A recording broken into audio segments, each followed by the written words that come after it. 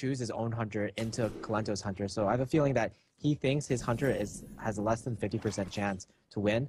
And I agree with that assessment, just simply because of the card choice Kolento has the choices that Kolento has put into his deck. For example, key cards such as Leper Gnome, Glaive Zuka, Explosive Trap, and Double Unleash the Hound are all cards that are very good in the Hunter Mirror, but maybe less so in other matchups.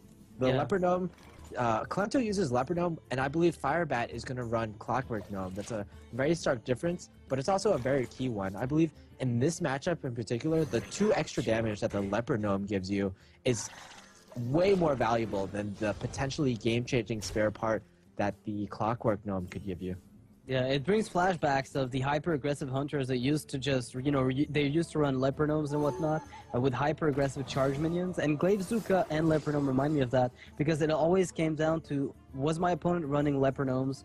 Back when it was all about the 1-mana flares, and you were fighting over for those secrets, the Leper Gnomes, when you saw it come down, you told yourself, if you weren't running Leper Gnomes, oh, well, this is over, I'm going to take way too much damage, and this is kind of a similar situation. Yeah, we just see the value of Leper Gnomes and also curving out from Kolento. Kolento has a better deck in this matchup, and he also has the better opening start, unfortunately, for Firebat. Firebat didn't draw any 1-drops in his opening hand, and even with the coin, he didn't have any good plays. Yeah, I mean, he's got a very sturdy mid-game / late game, but he has to get there. And the King of Beasts, oddly enough, in Kolento's hand that came from the Web Spinner, it's a pretty decent way to stop counter aggression if it comes to that on Firebat's side. Yeah, typically not what you want to see in other matchups, but yeah, the King of Beasts, it's somewhat like a Sludge Belcher even, usually just a 2/5, but a 2/5 taunt is very worthwhile. The 2/5, in fact, it can trade with most of the early game minions that Hunter can put out, such as this Knife Juggler, such as this Clockwork Gnome, and such as this Web Spinner that are all about to come out. Yeah, I think it's a 2/6 baseline, but it gets improved for the beast we've got. It's not like it matters much anyway. It's like a substantially worse Fen Creeper in a way. And now we're looking at Firebat's health roll at 15 versus Kolento's 29. I mean, Hunter matchups are all about racing, and right now it feels like, I mean, Kolento's winning this one, this race pretty heavily. So, I mean, you can Loatheb here to secure the board state and force your opponent into a defensive position. Yeah, you essentially have, your 2 of your main choices are King of Beasts or Loatheb, and I think Loatheb is what you want to go for right now, simply because you are winning that race right now, and even though the King of Beasts has taunt, this Loatheb kind of has pseudo-taunt, because you just can't let this Loatheb live.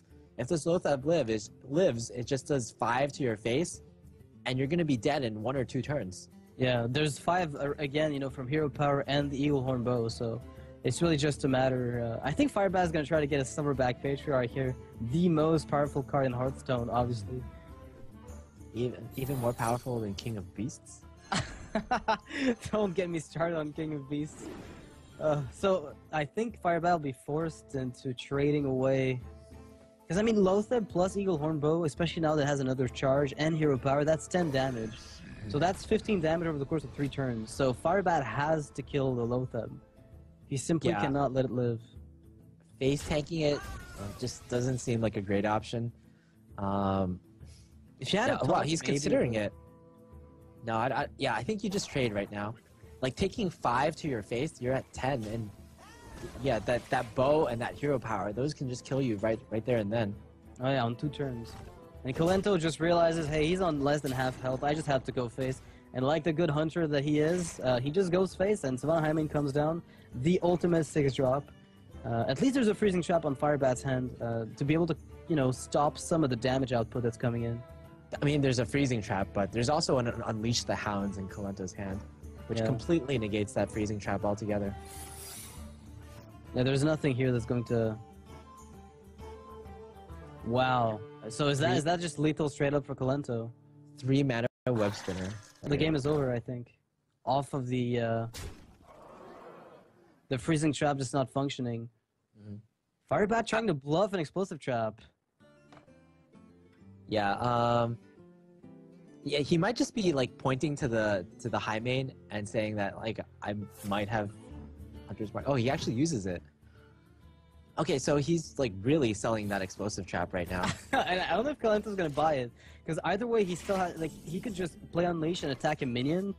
It won't trigger explosive trap if it is explosive trap, and he'll be checking for freezing trap at the same time. Yeah, if it is explosive trap, then he can kind of just trade into the Loatheb and still get pretty good value. But yeah, he unleashes the hounds, and freezing trap is sent.